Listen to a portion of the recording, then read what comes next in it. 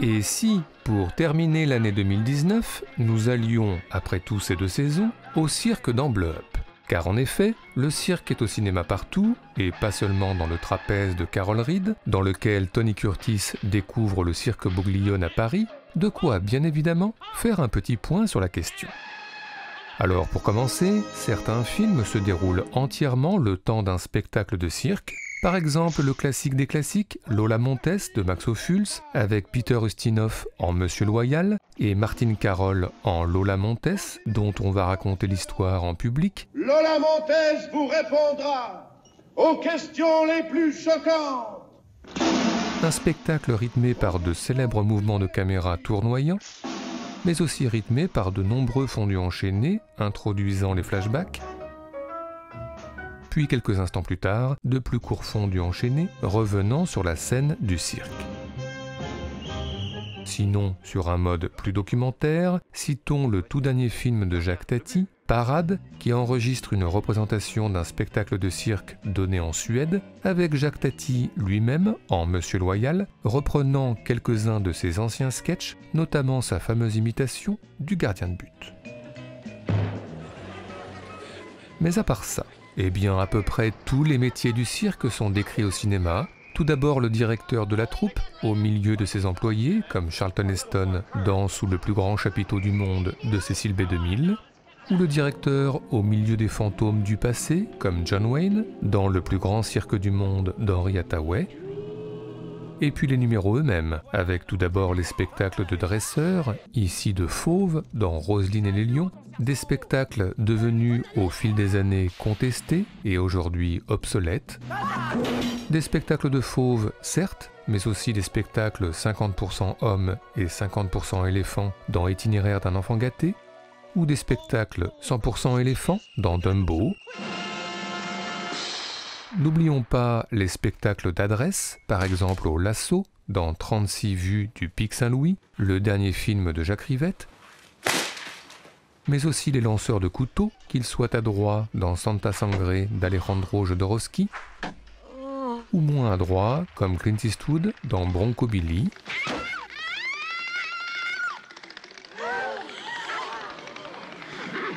un Bronco Billy qui nous fait penser au spectacle de Far West, popularisé par Buffalo Bill, comme on peut le voir dans Buffalo Bill et les Indiens, rejouant à l'infini la victoire de Buffalo Bill sur le chef indien Sitting Bull.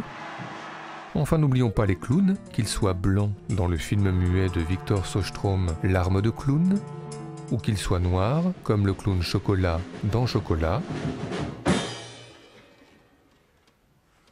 Enfin, le cirque ne serait pas tout à fait le cirque sans ses numéros de funambules et de trapézistes, qu'ils soient téméraires dans le déjà cité Trapèze, ou qu'ils soient un peu moins téméraires comme Fernandel dans L'acrobate de Jean Boyer.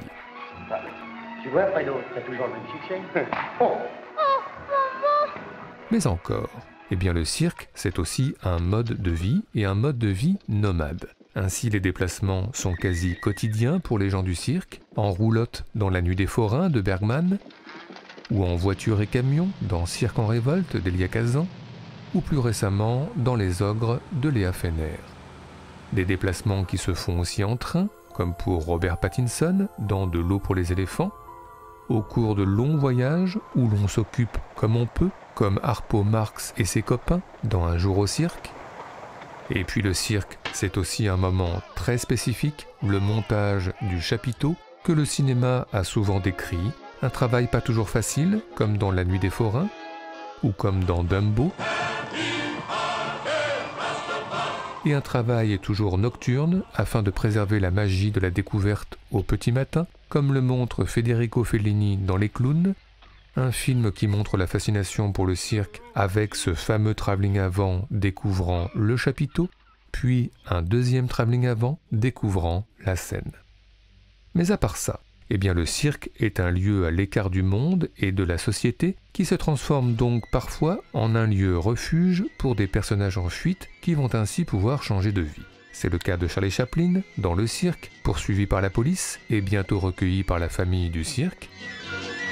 Ou c'est le cas du clown James Stewart dans Sous le plus grand chapiteau du monde encore lui, cachant son visage et son passé sous son maquillage.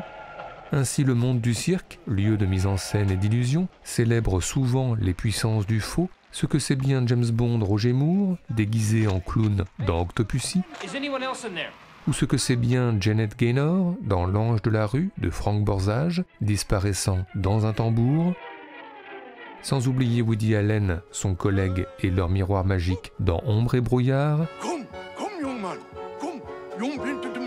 et sans oublier non plus River Phoenix et sa malle magique dans le 3e Indiana Jones. Okay, kid. Out of the box, now! À part ça, dans un registre proche, le monde du cirque est parfois au cinéma synonyme d'inquiétante étrangeté. C'est dans les harmonies Werkmeister de Béla Tarr, l'arrivée d'un cirque pas tout à fait comme les autres, avec notamment une baleine échouée, qui va déstabiliser la quiétude d'un village en Hongrie. Des cirques un peu glauques, qui ne donnent parfois pas forcément envie de s'attarder, surtout si les artistes sont des vampires, comme dans le Cirque des vampires de Robert Young. Ou surtout si les clowns n'ont plus tout à fait leur tête, comme dans le Balada Triste d'Alex de la Iglesia. Mais le cirque le plus anxiogène de notre histoire du cinéma reste sans doute celui célèbre de Freaks de Todd Browning. Et attention, les méchants ne sont pas forcément ceux que l'on croit. Enfin, terminons ce tour d'horizon par une touche plus apaisée, car le cirque, à l'écart du temps, est aussi un lieu de rencontre amoureuse et permet quelques jolis rapprochements sentimentaux, timides entre Giulietta Masina et Anthony Quinn dans La Strada, ou entre Charlie Chaplin et Myrna Kennedy dans Le cirque encore lui. Sinon la voltige, les airs, les cieux motivent parfois le coup de foudre, en tous les cas pour Pee Wee Herman dans Big Top Pee-wee, ou pour le jeune Tono dans Avril brisé de Walter Salles. Sans oublier Burt Lancaster, lui aussi au sol, et Gina Lollobrigida, elle aussi dans les airs, dans Trapèze. Enfin, dans un registre plus animal, la tension des fauves peut aussi parfois motiver, en tous les cas Marcello Mastroianni dans Casanova 70, mais là, c'est plus rare.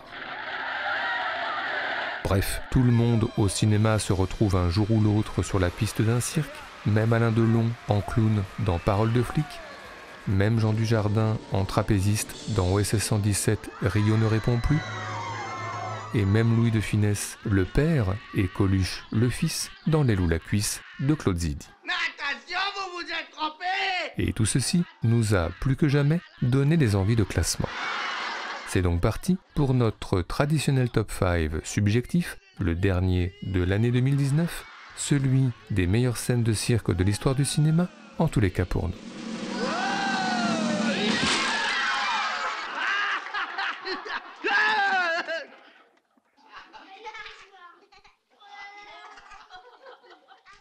Notre numéro 5, commençons par le plutôt récent The Greatest Showman de Michael Gracie, qui revient en comédie musicale sur la création du cirque Barnum, pas forcément le meilleur film du lot, mais son ouverture très énergique, Hugh Jackman oblige, est une bonne façon d'ouvrir ce top.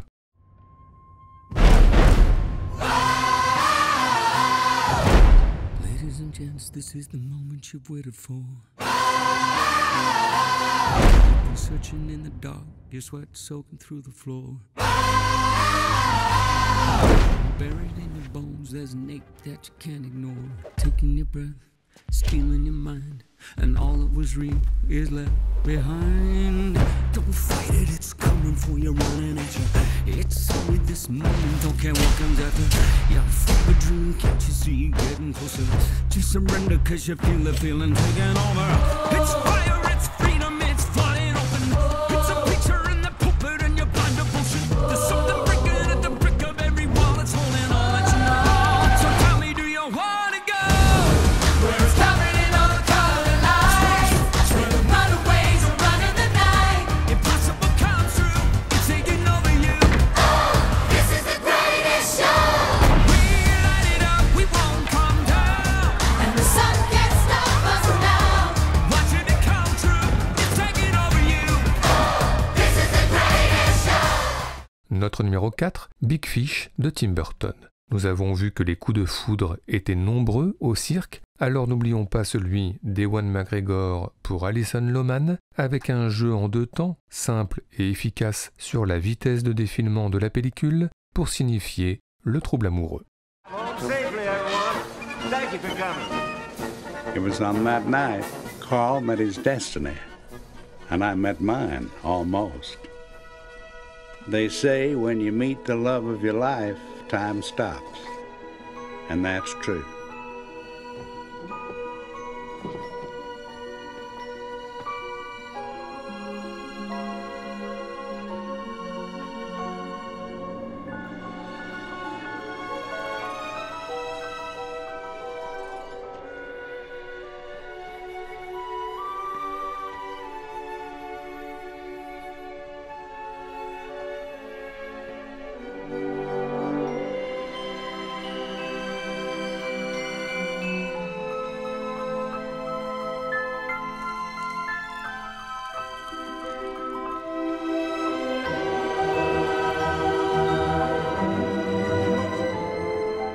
What they don't tell you is that once time starts again, it moves extra fast to catch up.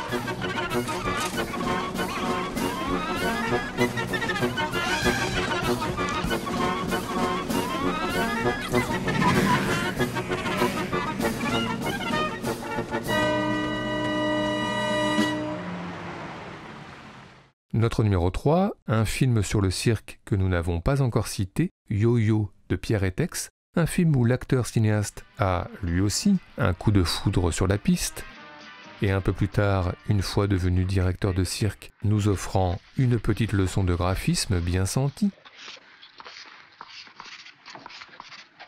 Oui, l'assise mort, comme toujours. Et entre les deux, un voyage bucolique d'un autre temps, avec sa femme et son fils, ode à la poésie et à la liberté.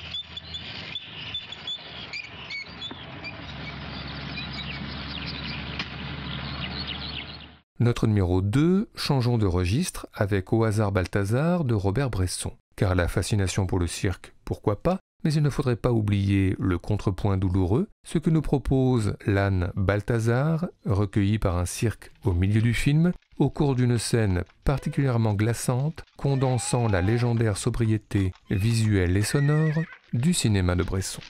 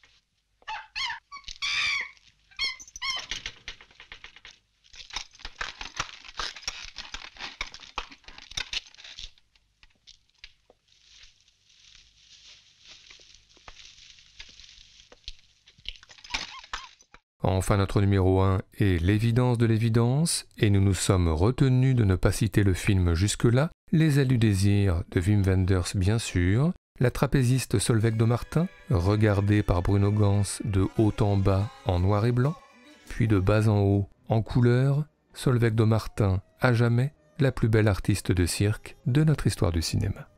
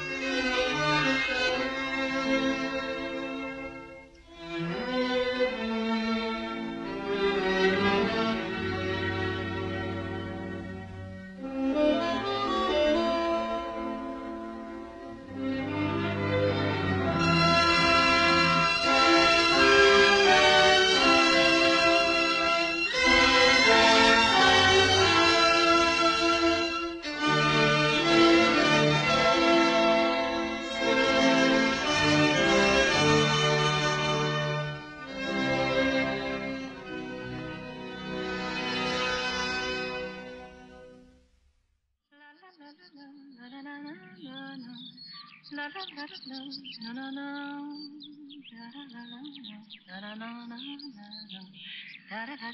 la la.